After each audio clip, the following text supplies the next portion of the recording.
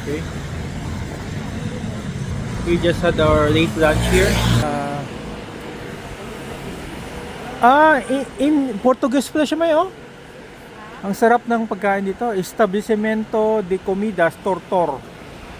No, Portuguese Chinese resto. Sarap talaga, grabe. Recommended place. By accident lang namin nakita to, no? Because we're so hungry. Drop off kami here. In this place. May taxi din pala, oh. No?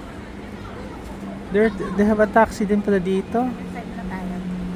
Akyat tayo sa taas. So, we're in Macau, no?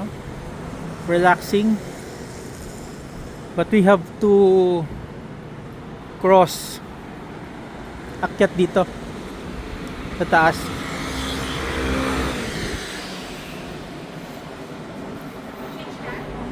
Wala man, may kuha naman tayo. Bakit may exchange kuha dyan? We just give the 20. Keep the change. Alam tayong pera eh. Di actually, ang bayad, parang fare nila ay 6 pataka. Dalawa kami, so 12. Wala kami mang change. Keep the change pala dito. According to... Uy! Ito pala, tamang-tama talaga. Oh. Ideal talaga. Ang ganda. No? Flyover na escalator. Ha? Sabi nga, kasi mga under you, children, Ayan. you have to be caring society. Grabe. They're not having caring society. So, pregnant, There's somebody na parang hirap maglakad. Sino yan? like also me, mobility challenge. Mobility. Dito akyat kami, no? Butik na... Ano ito, makita, good. Ito yung sinakyan namin kanina na bus, 102X. Ano ito ba? 102X. Ano na sakyan natin? Ito is 28A. This is Macau. No?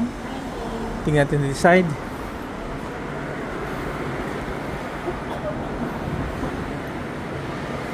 $33 man dyan. Ha?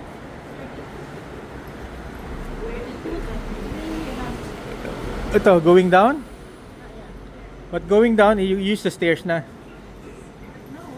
Ay, galing ah. First, Tulong din sa atin pa itong mobility challenge, no? you have to Ano?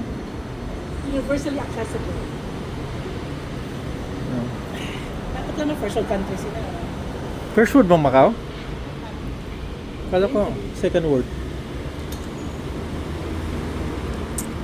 So I drank their water. I drank their coffee. Yes, Water because it's... safe yung water district na dito? Huh? Kala ko ang best water district nasa Jensan.